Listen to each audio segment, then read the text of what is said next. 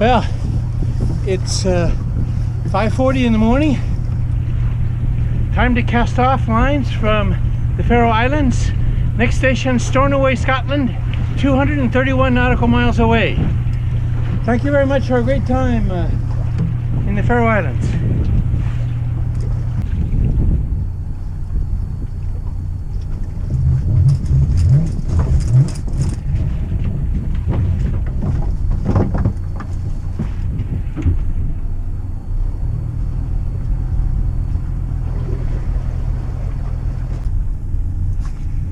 And away we go. Well, as I prepare to enter the body of water channel off the coast of Scotland known as the Minch, I found myself complaining this morning that I was having to both beat into the wind as well as sail against a foul current. I was heading into the current.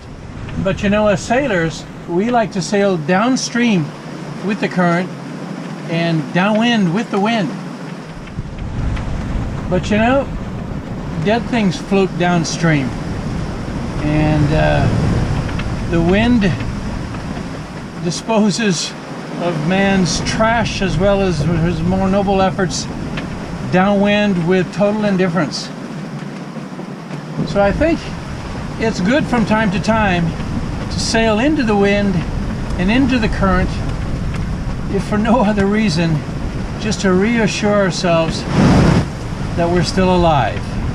And I feel that way this morning, complaining, but I'm still alive.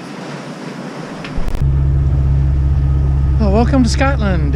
Behind me is one of the Outer Hebrides, the Western Isles of Scotland.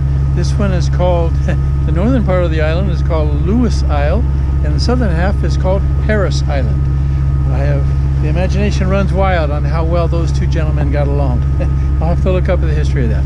But anyway, down this loch, or this fjord, is where Stornoway is, and that's where I'll be spending the next 2 or 3 days.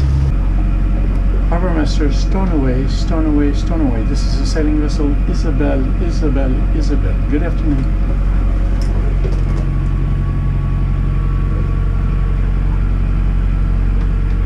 Sailing vessel Isabel, Stornoway Harbour. Good afternoon, sir. Yes, good afternoon. Isabel is approaching Reef Rock, and I'm a sailing vessel 12 meters by 4 meters with 2 meters of draft, and I'm looking for a berth for 3 nights. Isabel, Stornoway Harbour. Yes, that's understood. We have a berth for you. Have you been here before? I certainly had a big doubt. Let's go all the way to the end and turn right. Just doesn't look like there's anything up there. So how about?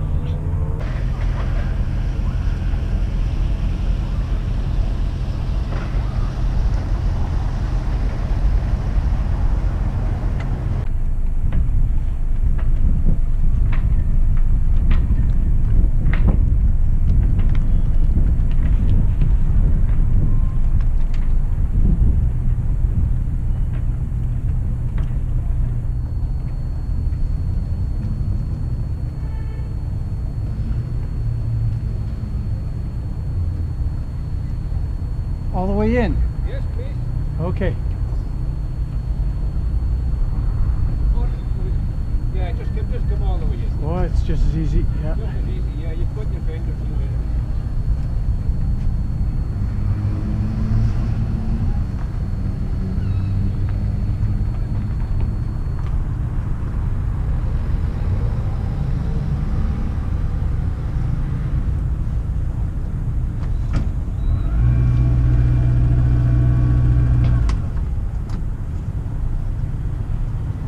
How's that? Yeah, you can tip ahead a little bit more.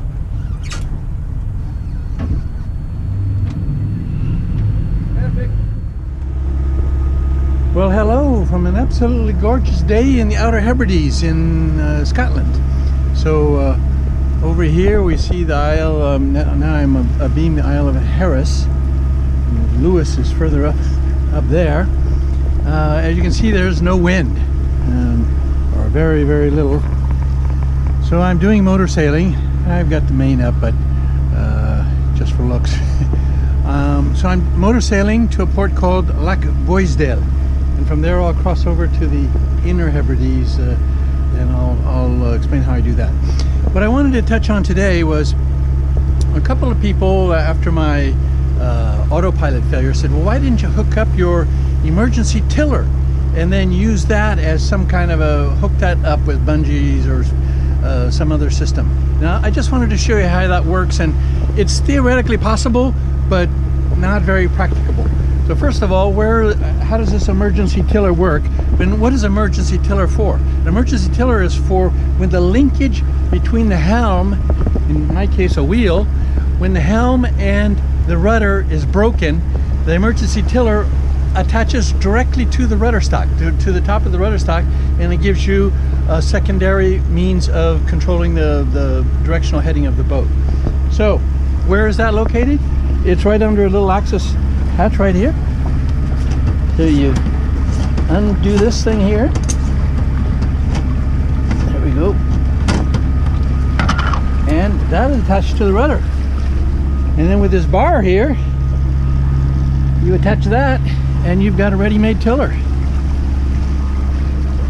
Just like this.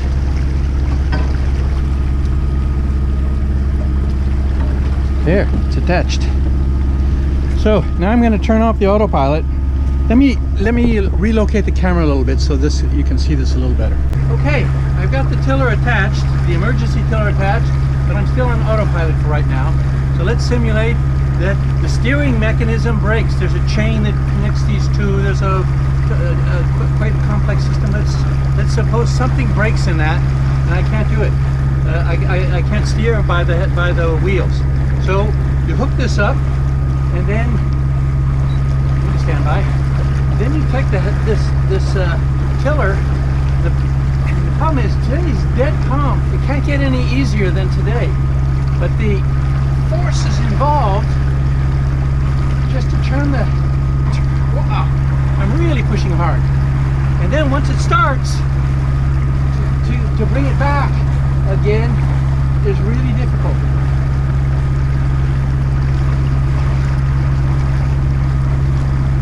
And it's real easy for the boat just to take whoa! This is why, yes, you probably could hook this up to be an emergency autopilot system, but it's not very practical. And today is an ideal day. Flat seas, no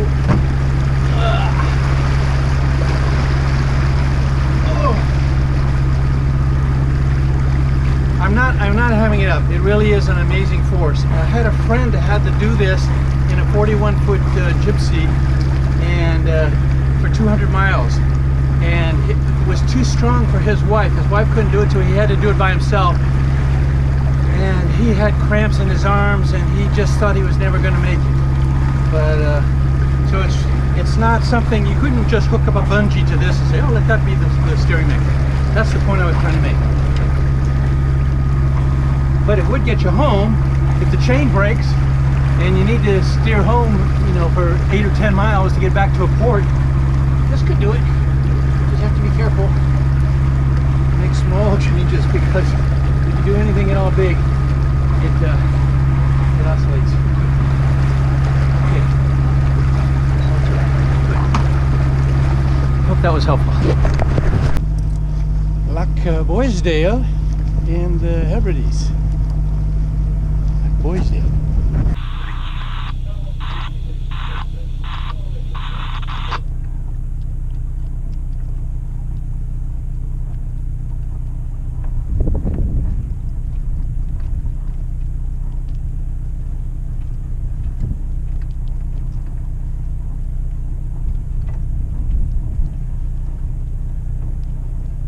Gusty, left or right?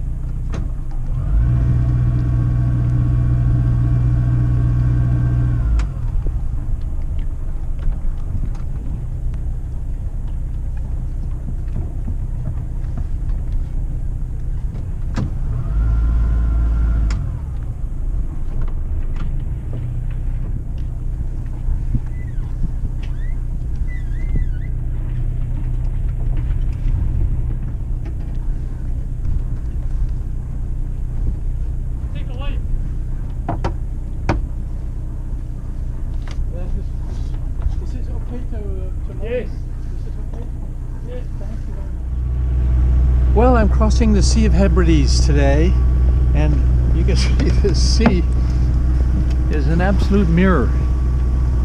The reason it's a 52-mile journey that I'm on, passage, but it's very, very calm. The only reason I left, well, I need to keep moving, but the main reason I left is that I think the weather forecast said in a couple of hours I'm supposed to have 10 or 12 knots of wind. Let's hope that comes through.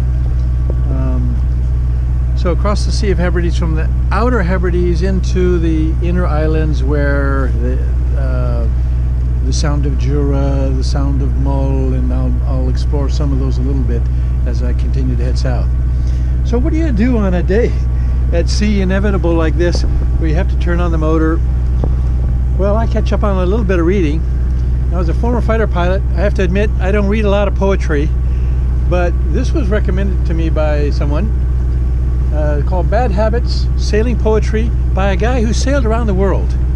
So there is some, I don't know, about 30, 35 poems in this book, very easy to read. And he really captures the essence of life at sea and being a sailor, and particularly for those who sail alone. There's quite a bit of very relevant words in there. So let's pick up a copy of Bad Habits by Jonathan Muhyiddin. I think he lives in San Francisco area now, but he is a very experienced sailor and a brilliant, articulate writer as well. Okay, this is Tobermory in the Sound of Mull. Tobermory. Pretty Scottish town. First thing I see is a pub.